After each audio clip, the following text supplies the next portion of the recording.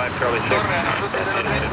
are observing you crossing the 260 of Lima at 31 miles west. Level is 10,700. Velocity is... In October 1996, a state-of-the-art passenger jet careens out of control for 30 horrific minutes, then crashes into the Pacific Ocean. I've got it! I've got it! Climb Aero Crew 603. We're gonna turn over!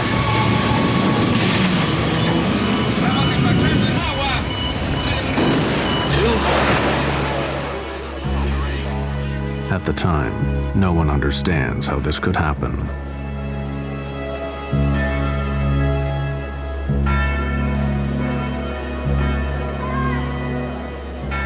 The answer to the mystery may be found in the aircraft's black box flight recorder. The story investigators uncover is how a simple human error set off a chain of events that ended in tragedy.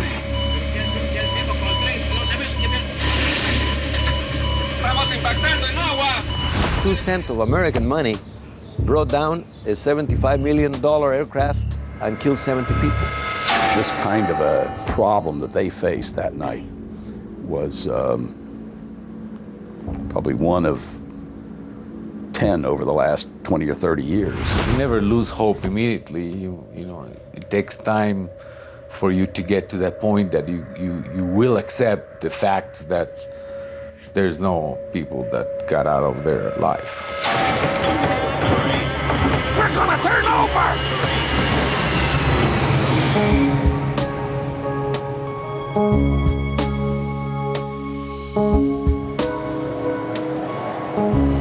Lima, Peru.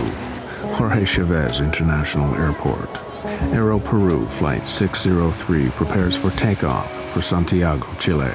The plane is a 4-year-old Boeing 757, a state-of-the-art passenger carrier known for its reliability and safety.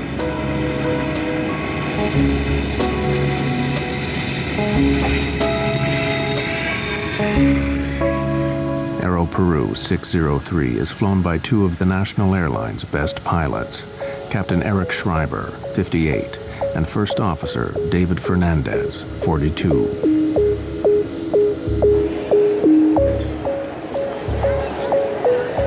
61 passengers and 9 crew members are aboard. Most are Chileans on their way home. Others are Peruvian, British, Italian, Spanish, 1 New Zealander, and other Latin Americans. Among them are the brother-in-law and a close friend of Mexican businessman Moniz Albert. Our companies do business in South America. We export. And every so often we will go to see our clients, and on this trip, Kenny and Abraham went to see some clients in Peru and in Chile. I had a very good relationship with both of them. With my brother-in-law, of course, we were like brothers. I love the guy. He married my only sister, so we had a great relationship.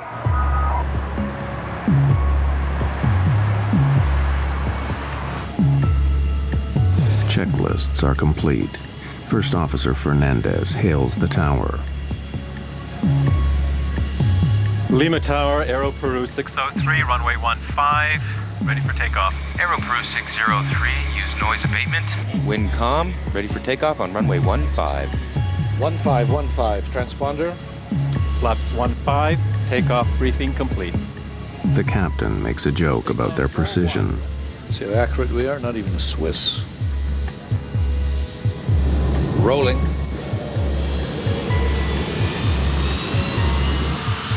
The Aero Peru 757 is among a new generation of computer-controlled aircraft in which pilots are trained to rely on a central data system designed to reduce errors, both mechanical and human. On takeoff, the 757 performs perfectly. 80 knots. Check. V1, rotate. V2.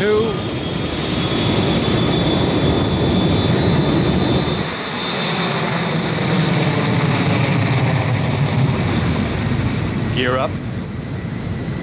the right. Within moments, the pilots get a very unusual reading. 2+10. The altimeters are stuck. The altimeter indicates the height of the aircraft off the ground. It reads 0, though they were obviously flying. The altimeters have stuck. Yeah, All of them. this is really new. Keep V2+10. The 757 is equipped with 3 altimeters, 1 for pilot, 1 for co-pilot, 1 backup. All 3 are dead. Then they lose another crucial instrument, the airspeed indicator.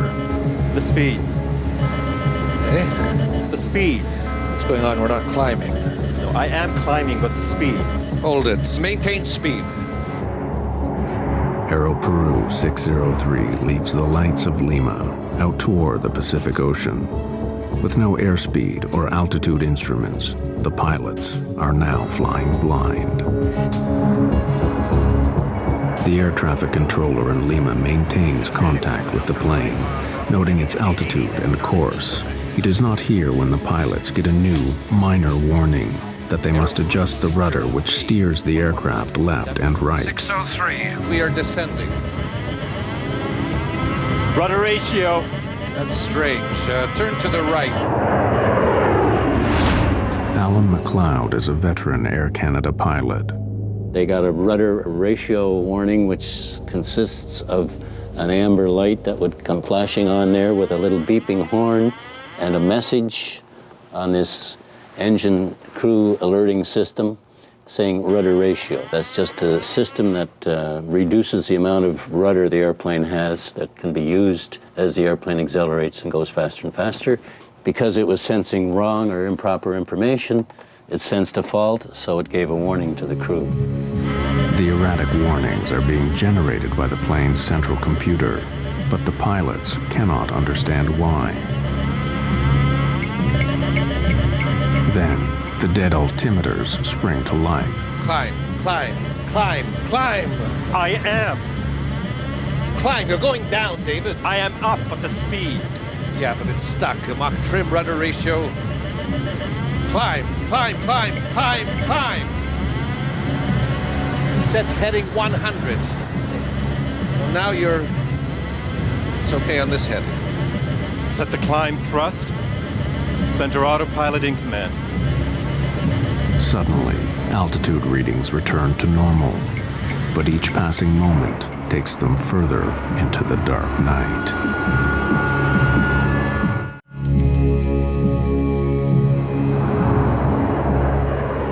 Captain Schreiber tries to engage the autopilot to give them time to think. There is no command.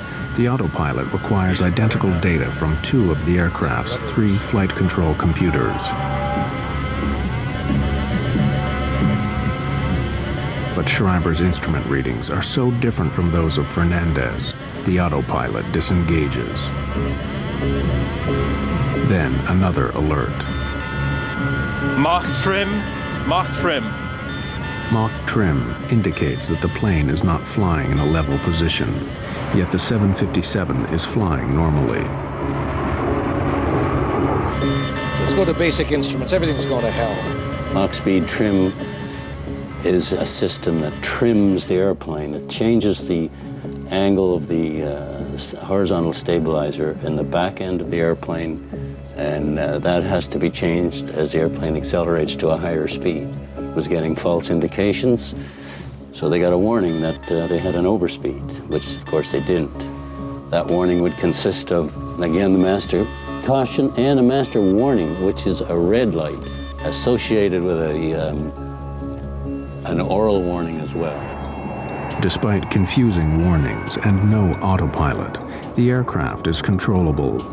If necessary, Schreiber could keep the plane aloft for hours, but he decides to land. He instructs his first officer to declare emergency. We are in an emergency. Aero Peru 603, Lima. We are declaring an emergency. We have no basic instruments, no altimeter, no airspeed indicator. Declaring emergency. Receive. Altitude? We don't have. We're up to 1,000 feet, approximately 1,700. 603. Confirm if possible if you can change your frequency to 119.7 to make sure you can receive radar instructions. Just 60 kilometers from Lima, the pilots of Aero Peru Flight 603 are flying without instruments, hoping the tower can help bring them down alive.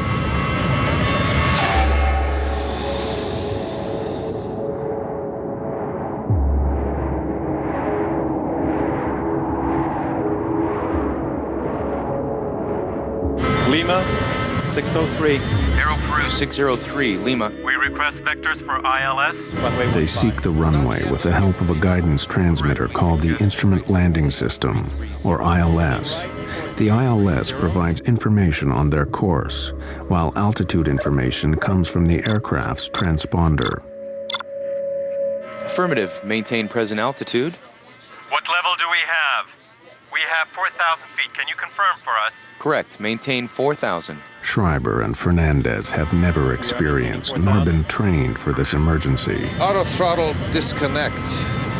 Really, we don't have any control. We don't have any control, not even the basics. Let's see. Check everything. The airplane was controllable, but you first have to diagnose what's wrong. And it's very easy from 20/20 hindsight, sitting here in a chair on a nice sunny day, to say, this is what he should have done.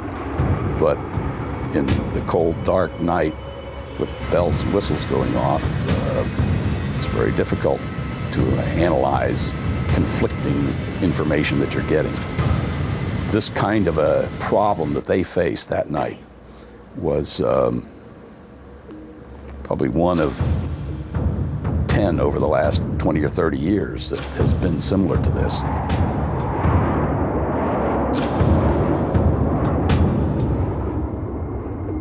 Over the dark Pacific Ocean, the pilots cannot determine altitude nor speed by sight. They request that the tower help guide them in. It's responding. Airspeed is 0. All speeds. Right. Can you give us the airspeed, please, if you have us on the radar? Yes, affirmative. As of 10 seconds, It seems that you're climbing at level 6,000 at 22 miles south on heading 195. The air traffic controller's computers calculate a correct airspeed by measuring the plane's movement over the ground. Okay, we have that. We are on heading 190, and we have 7,000 feet on the altimeter. Yes, correct. You're now reaching 7,000. But neither the pilots nor the air traffic controller know that the altitude indicated on the scope is incorrect. It is coming from the plane's erratic computer. The traffic controller would try to help the pilot, but he was receiving the wrong information on altitude. He was receiving a wrong indication from the captain's altimeter. The reason the air traffic control system was transmitting improper altitude readout information to the airplane was because the airplane's altimeter, through the air data computer, would send the indicated altitude that the airplane was experiencing down to the radar unit, and of course it was incorrect, and they would read it off their readout down in the air traffic control center and transmit it back to the pilots, and of course it was incorrect because they were getting incorrect information to begin with.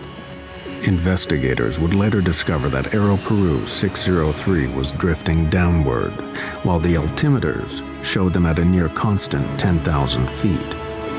And the passengers are as yet unaware of the drama unfolding in the cockpit. Avoid large or abrupt radar inputs. If normal left hydraulic system pressure available... 5 minutes after takeoff, Captain Schreiber orders Fernandez to scan the flight manual for some explanation of the warnings. Available. Yes, crosswind. Do not attempt an auto land. In Lima, the air traffic controller continues to guide Aero Peru 603 back to the ground.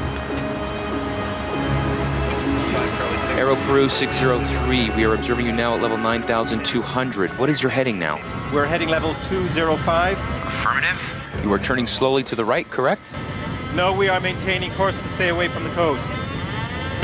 With incorrect altitude information being transmitted from the aircraft to the tower, they do not know that the plane is descending.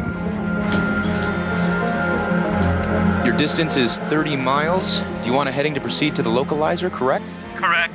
We're going to suggest course north 360. 360. We have problems here reading the instruments. You're going to have to help me with altitudes and airspeeds. If it is possible. Okay, received. Let's go. The approach is set. The 757's computers send critical warnings, information that the pilots are trained to obey, but cannot trust. Let's try to make a descent on this heading. It's climbing. The airspeed plummets to below stall speed and then races up again. Let's go down to 10,000 feet. Why does the speed go away so fast? Could it be the real speed? That's what worries me. No, I don't think so. Can you verify our speed, please? 320 is indicated. We have 350, but The engines are on idle, but we keep accelerating and accelerating. Okay, received.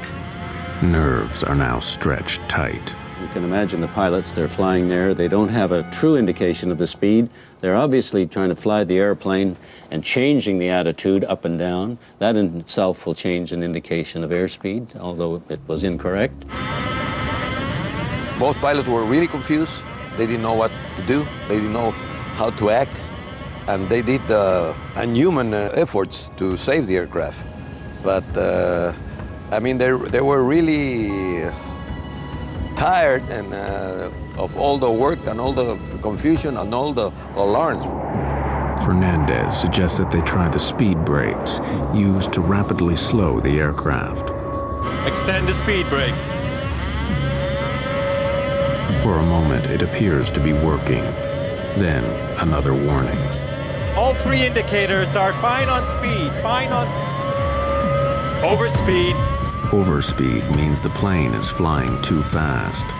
The pilots cannot believe it, but the warning adds to their confusion. They are forced to choose, speed up or slow down. The lives of 70 people are in their hands.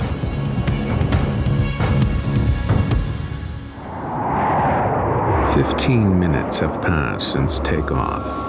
Then the computerized brain of Aero Peru Flight 603 sends another burst of contradictory warnings. Rudder ratio. can't be. Nothing's disconnecting. All engine instruments are okay. What can our real speed be? The speed indications are okay. Lima Tower provides their only chance of survival. We are observing you crossing the 260 of Lima at 31 miles west. Level is 10,700. Velocity is approximately 280 over the ground. Perfect. The controller's altitude reading is incorrect. Junk information being generated by the 757's computers and radioed to the tower. Overspeed. The brakes are on, but now another overspeed warning.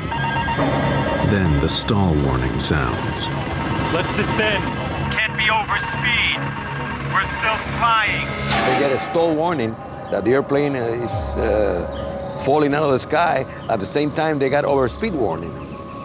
Impossible to have two contradictory alarms.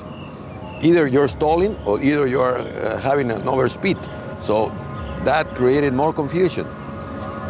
Really, this problem has never happened before. It was a new emergency. In aviation, you always figure, what's going to kill me? What is the critical thing? Let's take care of that first, and then we'll take care of the other lesser issues later on. When you get stall warning or when you get an overspeed indication, you need to pay attention to those immediately. In this case, they were getting both a stall warning and an overspeed. Well, which is right? First Officer David Fernandez finally realizes that the odds are against a safe landing. We request, is there any plane that can take off and rescue us? Acknowledged. Rescue has been alerted. Any plane in the area to guide us. An Aero Peru that may be in the area. Anybody. No, don't say anything like that. Yes, because right now we are in a stall. The stick shaker vibrates violently, indicating that the 757 is going too slow and could fall from the sky.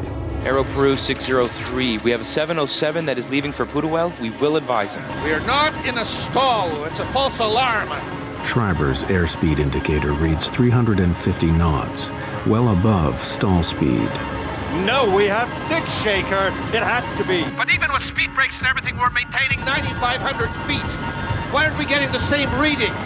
When the airplane is slowed up to a point in the air that it can no longer sustain itself in flight, it stalls. The wing stalls or stops flying. There's a warning system built into the airplane that tells the pilots when that's happening. It's known as a stick shaker, along with a voice warning, which we just heard. When the stick shaker goes off because the airplane is slowed down too much, you get a warning like this, where the control column is shaking and vibrating, along with the voice warning saying that the airplane is stalling. And of course, the pilots would go into the aircraft stall recovery procedure at that point. In the battle between man and machine, the deranged 757 is winning. The pilots have no sense of where they are or how high. They have gradually been descending, now to just 300 meters over the sea. Lima Tower, misguided by Aero Peru 603's incorrect transponder, reassures the pilots that they are at 10,000 feet.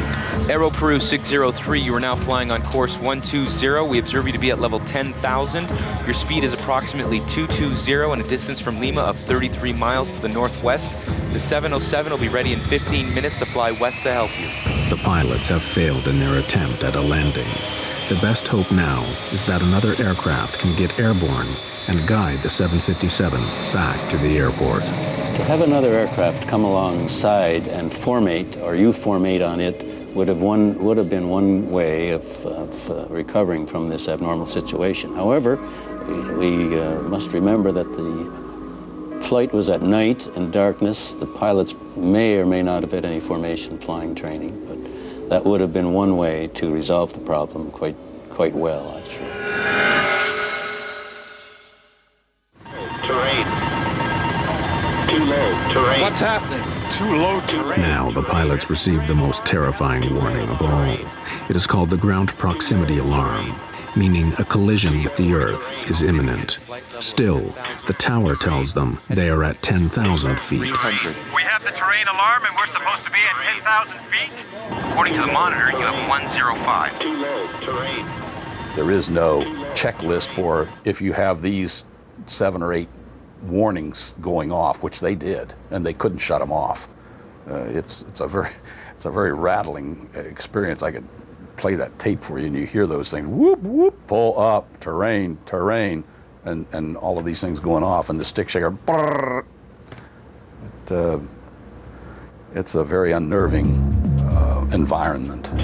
All the computers are going crazy here. Schreiber turns the aircraft toward the sea, away from a possible collision with a mountain or skyscraper. Too low terrain. Too low terrain. Despite the erroneous warnings, the terrain alarm is correct. There's a system on board the aircraft, the ground proximity warning system, and it senses a rate of descent in the airplane. The irony of the situation was they were getting warnings from that saying too low, terrain, too low. That probably, in all probability, was a true warning. But because they'd been subjected to so many warnings and ongoing false warnings, horns, bells, and whistles, that they didn't really, I don't think, react to that too seriously.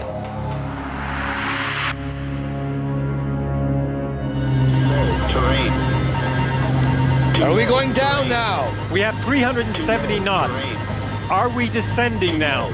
We are showing the same speed. You have 200 knots speed approximately. Too low terrain. Speed 200 knots. 220 ground speed, reducing speed slightly. The pilots are stunned. 200 knots is precariously close to a stall speed. Damn, we're gonna stall right now. Too low terrain. Let's go up. Let's see. Let's go up here. 2 Peruvian men grapple with a deadly situation.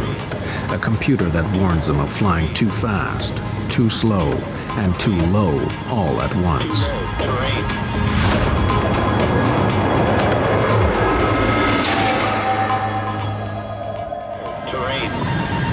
Schreiber decides to risk a second attempt at landing, seeking the signal, known as the ILS, to guide the aircraft to the runway. I want to try to intercept the ILS. I'm trying to descend. Lima, Aero Peru 603. We will try to intercept the ILS. Let us know if we are in. Received, Aero Peru 603. You show now level 9700. Instruments seem to be working. For a moment, there is a glimmer of hope. This one's right. This one's okay, too. The air traffic controller attempts to raise the pilot's spirits with good news. Stand by to verify speed. The 707 is about to take off. It is on taxi. Confirm our speed. It is very important we do not have any speed indications on board. How can we be flying at this speed if we're descending with engines on idle? Give me the altitude, please. Yes, you are maintaining 9700 according to the scope, sir. 9,700? Yes, correct. What is your indicated altitude? Do you have any visual reference? 9,700. But it is indicating too low terrain. Are you sure you have us on the radar at 50 miles? Hey, look! With 370, we have 370 what? Do we lower gear? Aero Peru 603, Lima. What do we do with the gear? Suddenly, they realize the awful truth. We're heading water! Pull it up! Climb Aero Peru 603. If you need to, pull up. For 20 seconds, the pilots struggle for altitude.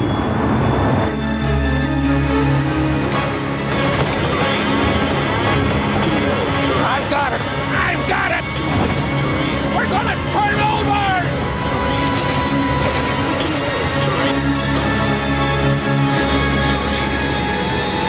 Aero Peru 603, Lima.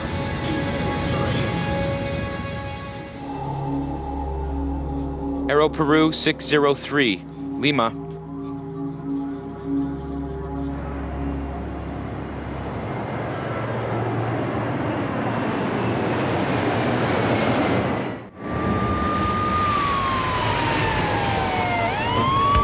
The next morning, Mexican businessman Monas Albert learns that an Aero Peru flight has crashed. 5 minutes after takeoff, the crew informed the tower that they were having an emergency and they requested clearance to return to Lima. During the process, contact with the aircraft was lost at 0110, with the latest position of the aircraft being 50 miles north of the city of Lima. About 6 o'clock in the morning, I got up and turned on the news channel, and I heard there was a crash, an airplane crash of Aero Peru, but the news mentioned New York to Lima. Rescue operations are underway by authorities. The aircraft was carrying 61 passengers and 9 crew members. His brother-in-law and his business partner were on Aero Peru 603. So I went to the shower and didn't pay a lot of attention. But when I came out, they corrected the news and they said from Lima to Santiago. And I knew in that plane Kenny and Abraham were flying. The news was very vague, so they mentioned there might be some survivors, and they mentioned that the plane crashed on Pacific Ocean, and they didn't have a lot of news, and the crash was at night. So in my mind, I thought that the plane sort of landed on water, and most people got out. Guido Fernandez has just been appointed Peru's accident investigator. Aero Peru is his first case. The co-pilot, David Fernandez, is his nephew. I was in bed. It was about 4:30 in the morning, and they called me. Your nephew is lost in an airplane. They asked me, how do you feel that your nephew was a co-pilot? My gosh, I feel very bad, but I'm a professional. I have to do a job. I have to comply and complete my duty. So that's what I did. Fernandez rushes to the crash site in a Navy helicopter. It is clear there are no survivors. 9 bodies are floating in the debris. The rest sank with the 757.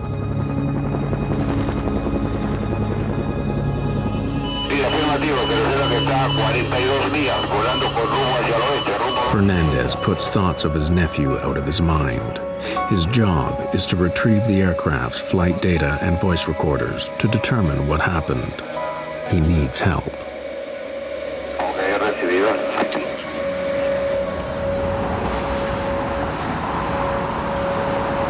Fernandez contacts the National Transportation Safety Board in Washington, D.C., one of the world's leading agencies for air accident investigation. They had found the aircraft. It was pretty well documented by radar. The Navy, the Peruvian Navy, had gotten a fix on the flotsam and the wreckage in the ocean. And the only thing left to do was find it on the bottom of the ocean, which they did not have the facilities for. Rodriguez flies to Lima to join Guido Fernandez in his effort to find answers. I found out that his nephew was the first officer. I suggested that perhaps they should consider removing Captain Fernandez from the investigation because of emotional involvement and what have you. The American investigator's concerns soon vanish. He was very objective, I would say an excellent investigator, considering that it was, and not a distant nephew, I mean, it was his very close relative. He did an outstanding job. The black box in the Boeing 757 can emit a locator beacon for 30 days. The U.S. Navy provides underwater remote-operated vehicles to survey the debris field, seeking the black boxes. It is clear to the veteran investigator Rodriguez that the plane went down in one piece. I've done in-flight breakups that were spread over 15, 16 miles and maybe a mile and a half wide, which tells you instantly that just what you know of looking at the wreckage, that this thing didn't hit in one piece. It clearly was disintegrating as it was crashing. But in this case, it was a fairly tight debris field, and so obviously it hit at high speed and was fairly closely knit wreckage pattern. The data recorders are retrieved from the 757. Brought to the surface, the boxes are placed in coolers full of fresh water to keep them from oxidizing. They are swept back to Washington for analysis at the NTSB.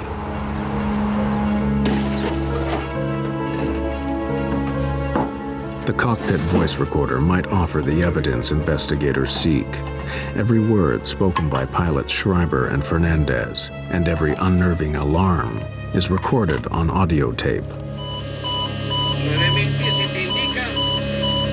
The recorded voices are faint, sometimes hard to make out, but the chaos in the cockpit rings through with chilling clarity. Too low terrain. Too low terrain. Too low terrain.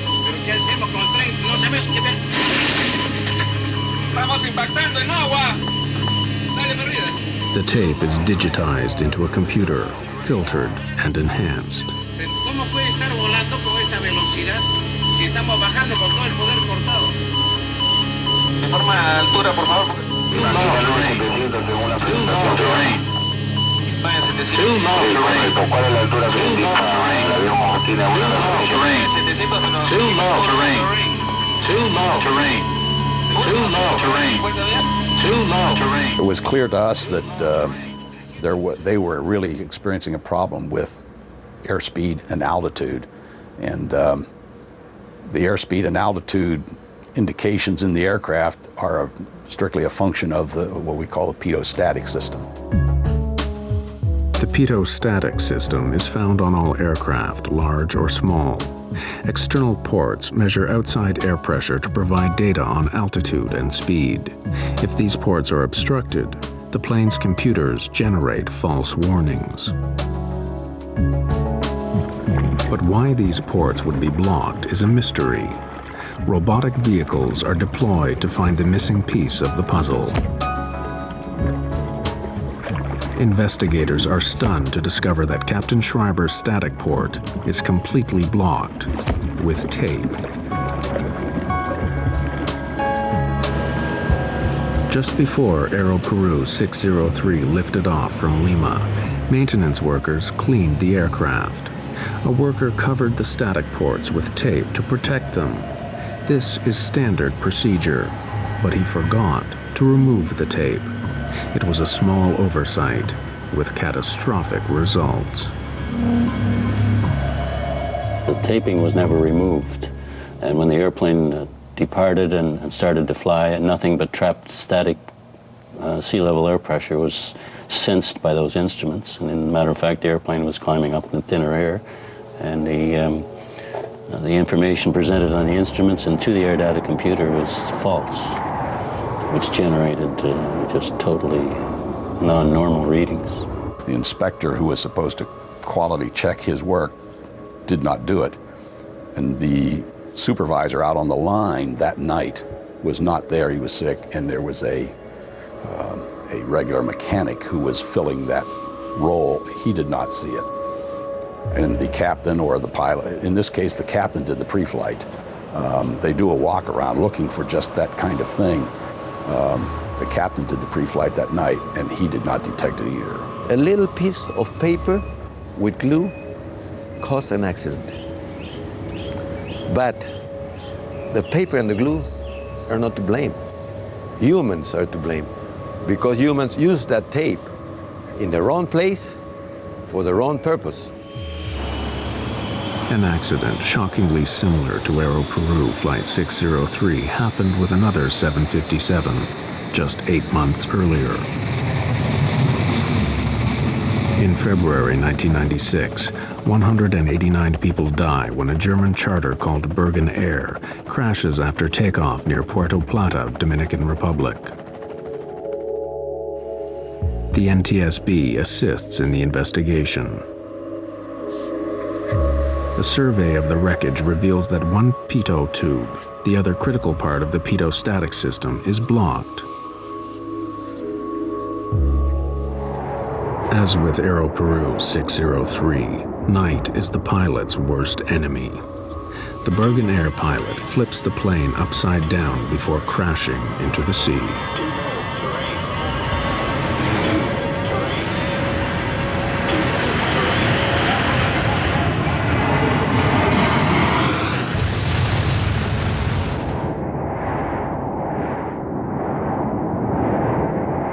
Bulletins are immediately issued to all airline carriers about pitot-static problems. But Aero Peru had not yet implemented the changes.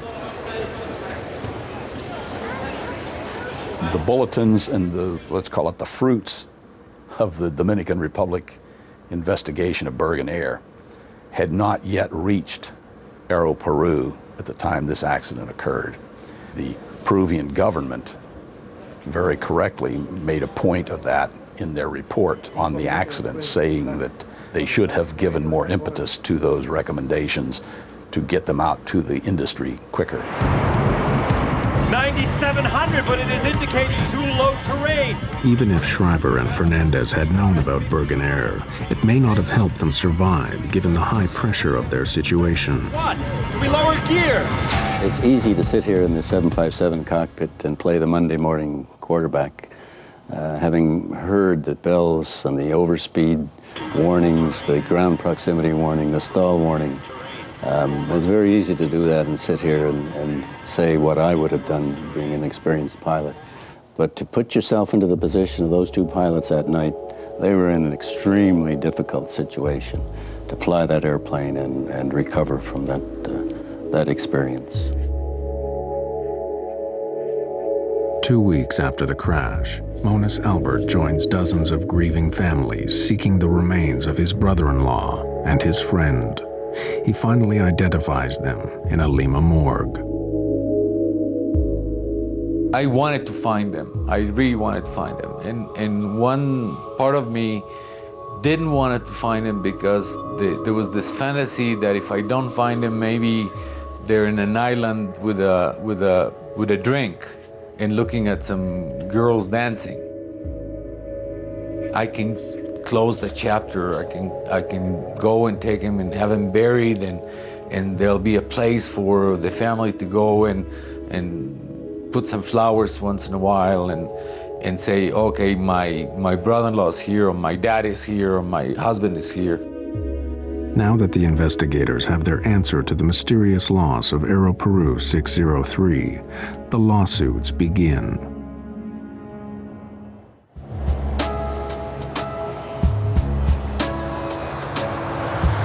In November 1996, a Miami lawyer takes the case on behalf of 41 passengers and crew, arguing that Boeing is liable for the accident.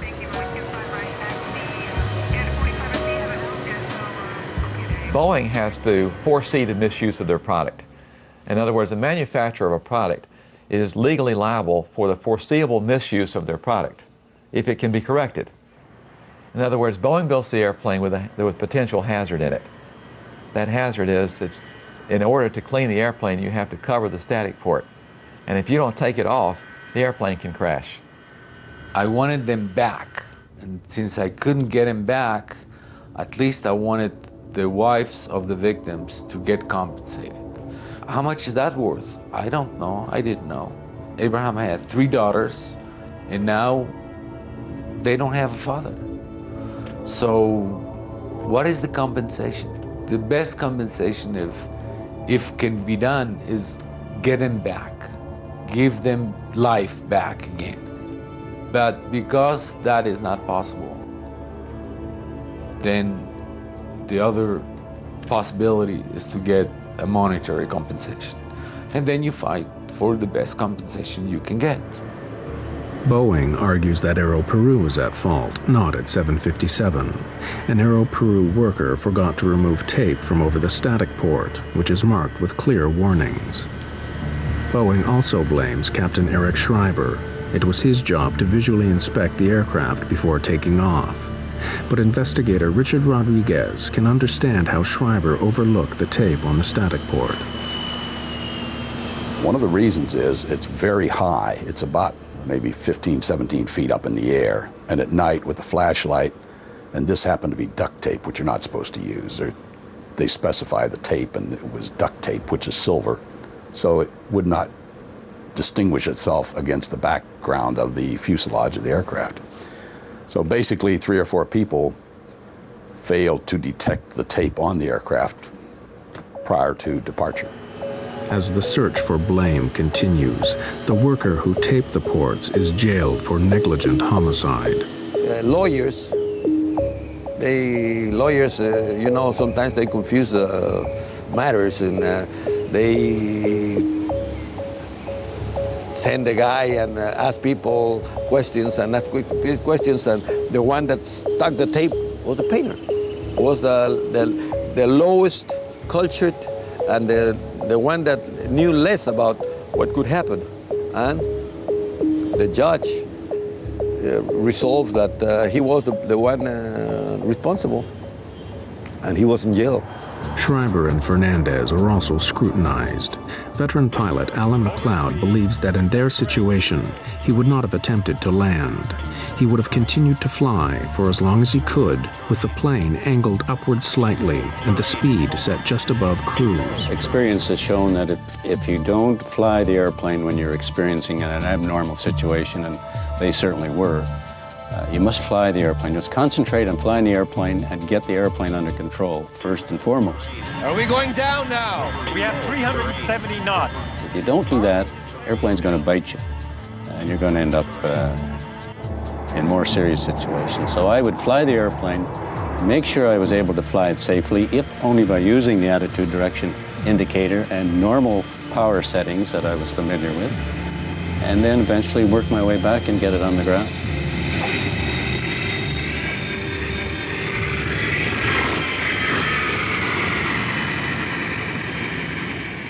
In 1999, Boeing and Aero Peru decide to settle the lawsuits out of court. Families and loved ones receive an exceptional settlement, averaging $1 million US per victim. The damages are high because of the terrible way the victims of Aero Peru died. We were able to show that a lot of the people were alive. In a crash like this, a lot of the people would survive the crash and then died of drowning. There was no question in our minds that the people suffered terrible, terrible terror and pain when this happened to them. They were horrified. They were awake. They knew what happened. The disaster helped sink Aero Peru. Combined with increased competition and rising debt, the national airline goes bankrupt in 1999. Boeing increases training on pitot-static problems and issues new regulations and approved static port covers. Since 1996, there has not been another pitot-static failure like the one on Aero Peru 603. The designers of these products and the manufacturers of the products know that they have to take safety into account. They have to, of course, they do that because they know it's the right thing to do. But they also know that if they don't do it, there's going to be somebody watching them that's going to investigate it, that's going to find out why it happened, and that they're going to be accountable for what they do wrong. And that if they don't take into consideration safety, they're going to have to pay for it. The case is settled, and the airline industry moves on. Such is the world of commercial aviation. But it is little consolation for those whose lives were scarred forever by an insignificant piece of tape. It suddenly, you say that guy doesn't exist anymore. It's very hard to swallow that. It's very hard to understand. And it took me a long time to accept it. So the memory is still there, and it will be there for a long time. I'm not gonna let go. I don't wanna let go.